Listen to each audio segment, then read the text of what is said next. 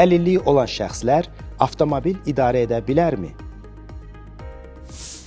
Azərbaycan Respublikasının qanunvericiliyinə əsasən əlilliyi olan şəxslər tibbi göstəricilərə uyğun olduqları müəyyən edildikdən, həmçinin sürücülük təlimi keçib imtahanlardan uğurla keçərək sürücülük vəsiqəsi əldə etdikdən sonra avtomobil idarə edə bilərlər.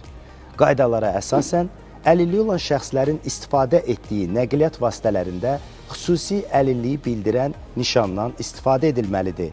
Bu nişan sürücünün əlilliyi olduğunu göstərir və müəyyən əlçatanlıq imkanlarından yararlanmağa kömək edir.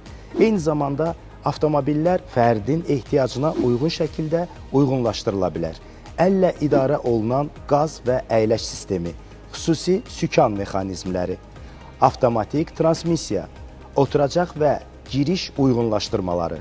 Bu texniki həllər sayəsində əlilliyi olan şəxslər avtomobili təhlükəsiz və rahat şəkildə idarə edir.